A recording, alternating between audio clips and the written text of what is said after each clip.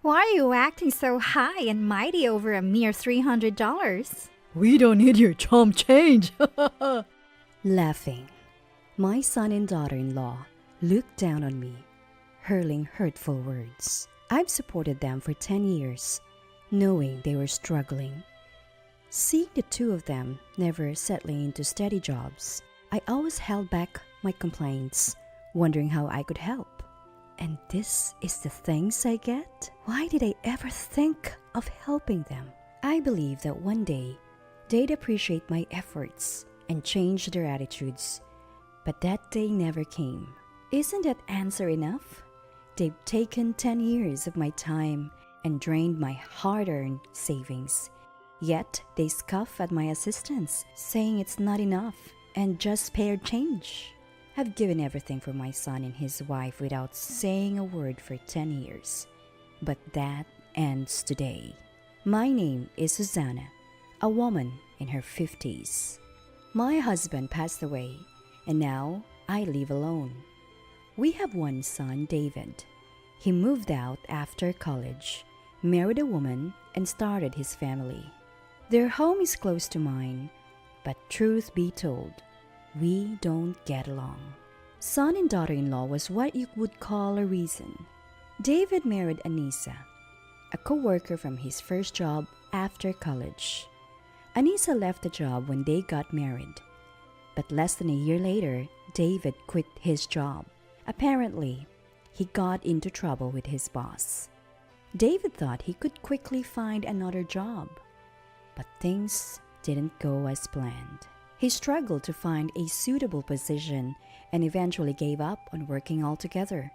Anissa showed no signs of wanting to work either, and they quickly fell into financial hardships. To help, I started giving them $300 a month.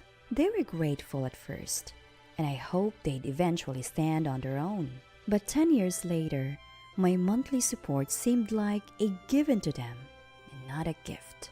One month, when I was busy with family events and couldn't meet them for the usual handoff, they came knocking late at night. Mom, you have to give us our money. Are you forgetting things in your old age?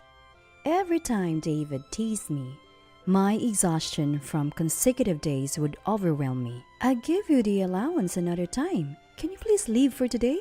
But Anissa, with her face burning with anger, shouted, This happens every month. Just because you're my mom-in-law doesn't mean you can treat me this way?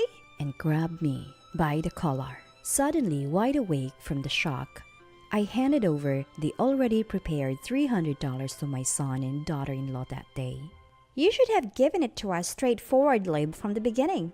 I don't want to raise my hand against my mom-in-law, she said. That's right. David chimed in. Please listen to what we have to say. If Mom gets dementia in the future, we're the ones who will be taking care of her. Wouldn't it be smart to be in our good graces now? Their audacity infuriated me, but if I retaliated and displayed a domineering attitude now, I might injure their pride. I didn't want them ending up like David when he had left his job, possibly never regaining their footing in life. With that thought in mind, I swallowed my frustration, smiled, and simply said, I'm sorry, accepting their words. I retrospect, I think I had a wrong approach from that time onward. However, my overwhelming desire for them to somehow get their act together prevented me from seeing things clearly. But that wasn't the only unpleasant memory with them. One day at work, I got a call from a neighbor who has always been kind to us. Susanna, can I talk to you for a moment? It's about your son and daughter-in-law. Oh my, I'm so sorry. I'll be right over. Apparently, when the neighbor returned from shopping, there were signs of a break-in. And after checking the security camera footage, the culprits turned out to be my son and daughter-in-law. Though the room was a mess, fortunately nothing was stolen. The neighbor, knowing our situation, chose to contact me first instead of the authorities. I left work early, got in touch with David and Anissa, and the three of us went to apologize. I am deeply sorry, I kept repeating, while David and Anissa showed no signs of remorse. Although our neighbor was visibly upset, after agreeing to cover the cost of the broken window, the matter was settled. But on our way home, David and Anissa made a shocking statement. Why are you old folks so narrow-minded? We just wanted to borrow a few things. David scoffed. I let out an incredulous "What?" But without even glancing at me, Anissa added, Exactly. What did we even do? We might have broken a window and ransacked the place, but we didn't steal anything. Isn't she overreacting? To which David nodded. Exactly. I couldn't fathom their justification and stayed silent the entire time. I regretted not standing up to them and expressing how I felt. Could say it was my weakness that I couldn't do that. The episodes of David and Anissa's unchecked behavior continued to stand out. Thankfully, apart from the incident with the neighbor, they didn't trouble anyone else. I continued giving them their allowance, and whenever they pleaded for something, if it was within my budget, I'd buy it for them. David wanted toys and gadgets to fit in with his friends. Anissa craved branded items so she wouldn't feel inferior to others.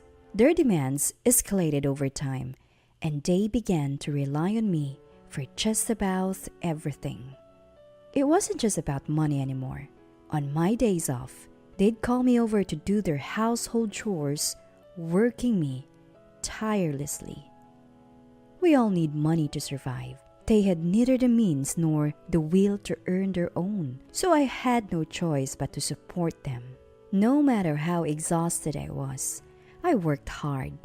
Even when I was drained from work, I managed to do the household chores they asked of me. As a result, my health deteriorated.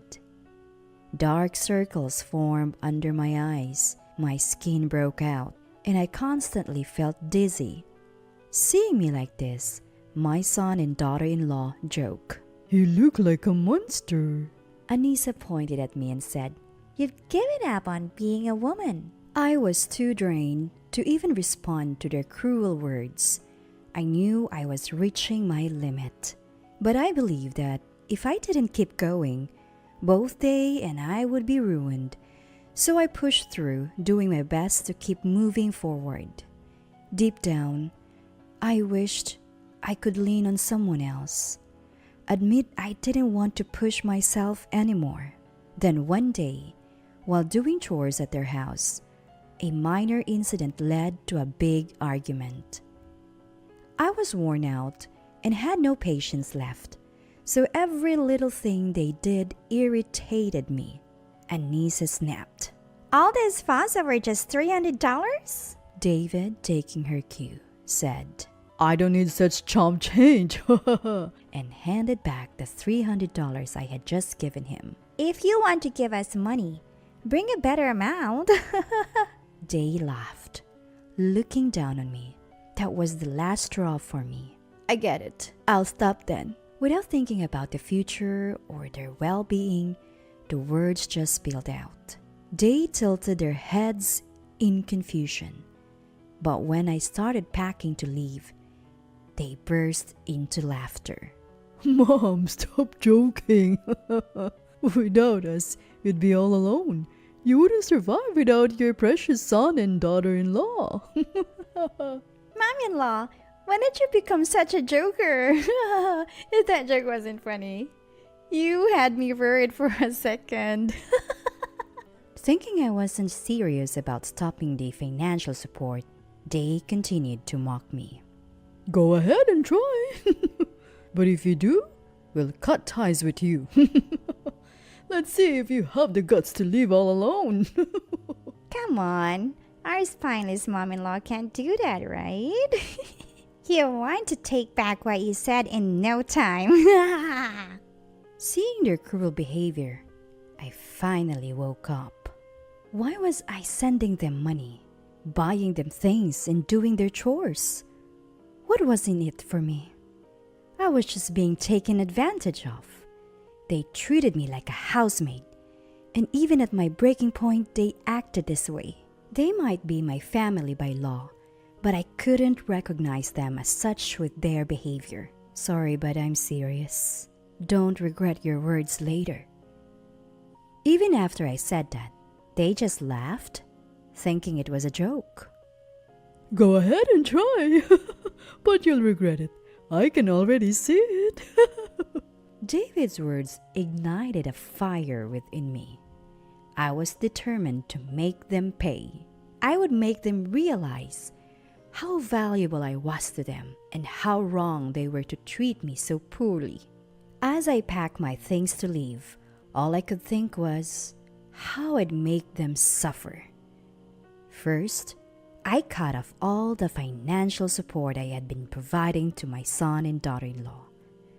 No more money, no more financial aid, and no more household help. For someone who had lived for their sake, this act of not considering them at all was a first for me. I could finally rest without thinking about them. I could spend my money on myself and only do household chores to my satisfaction. I realized how liberating it was to live this way. They said I'd never be able to cut ties and live alone.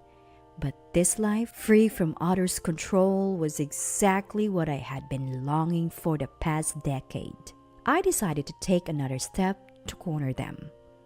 The apartment they were living in was actually rented in my name after they lost their previous home due to financial troubles. Of course, I was the one paying the rent. If I was cutting off all support, it made no sense to continue paying the rent. So I contacted the apartment manager and decided to terminate the lease. The manager, aware of our situation, was understanding and agreed. In a month, they'd have to leave the apartment or the police would be notified. That night, I messaged them. If you don't leave the apartment within a month, it'll become a police matter. They read the message immediately, and within minutes, my phone rang. Mom, what's going on? Where are we supposed to live? David yelled. I could hear Anissa panicking in the background. Did you forget I was the one paying the rent for that apartment? I told you I'm cutting off all support. So it's only natural I end up the lease too, right? We'd never agreed to that. We thought you were just stopping the monthly allowance, not everything else. David's entitled response made me chuckle. After all the hurtful things they said, they still expected me to support them in other ways. Their audacity was dizzying. I had given them everything. My money, my time, all for their sake.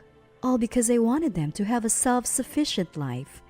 But it was a mistake. The more I indulged them, the more they took advantage. In that case, I should have made my stance clear and made them listen to me from the start. I was the one who sent them money, provided financial support, and did their chores. No matter how you look at it, I held a higher ground compared to my son and daughter-in-law. They should have shown respect and gratitude.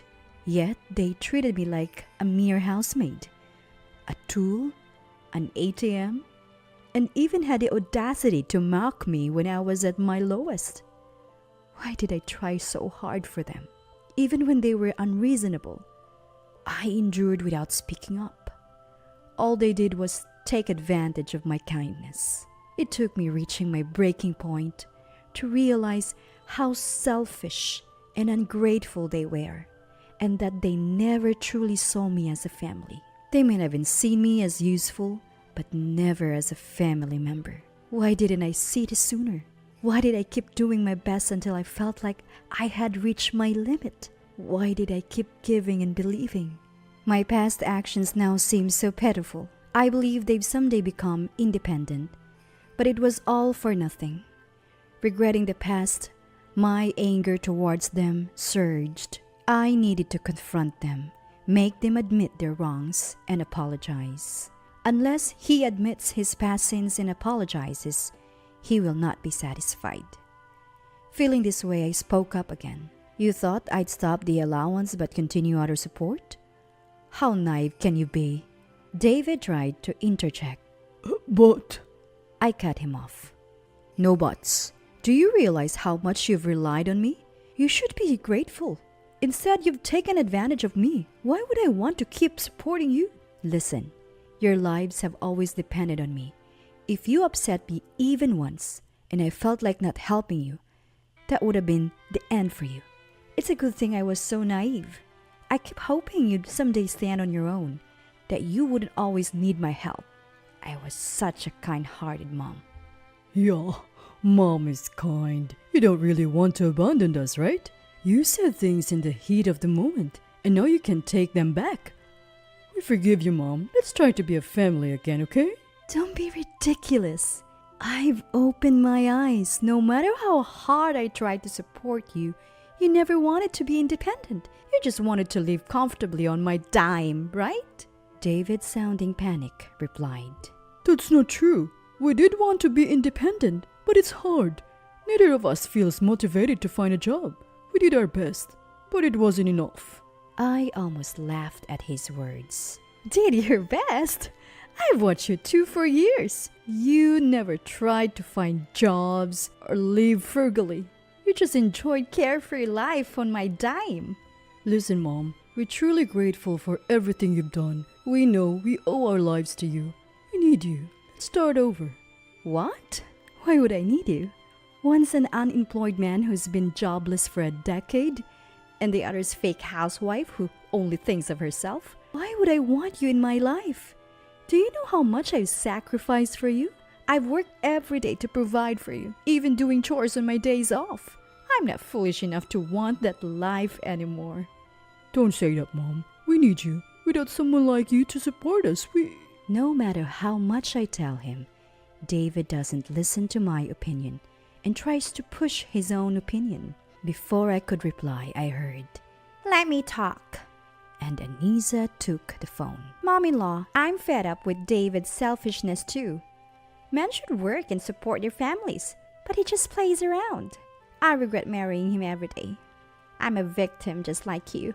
Please help me. Anisa was trying to save herself at David's expense. When I was stunned by his attitude, Anisa continued speaking. She continued, I'll do anything. Be your housemaid, whatever you want. Please don't abandon me. After those words, I could hear son and daughter-in-law arguing again over the phone, fighting over who gets to speak. Suddenly, due to the loudness, or maybe they bumped into something, the call got disconnected. Days went by without another call from my son and daughter-in-law. It seemed their relationship deteriorated significantly after that incident, leading them to decide on a divorce and go their separate ways. They blamed each other, even demanding alimony, causing a lot of disputes before the divorce was finalized. After the divorce, both tried to reach out to me. However, by that time, I had already blocked their numbers, so I never heard their side of the story. David started working part-time at a factory, day and night, managing to make ends meet. On the other hand, Anisa, in tears, fled back to her former in-law's house. When she confessed everything to her former step-parents, they were furious. She was brought by her former step-parents to apologize, but she cried throughout, making it hard to understand her. Since then, I'd been living for myself. For 10 years, I was bound by the presence of son and daughter-in-law, never truly cherishing my own time. Living a life centered on myself felt incredibly refreshing and irresistibly appealing. Losing son and daughter-in-law left me all alone in the world, but I came to see that as a blessing. I don't know what the future holds. There might come a time when I can't live just for myself anymore, but for now, I've decided to live solely for my own sake.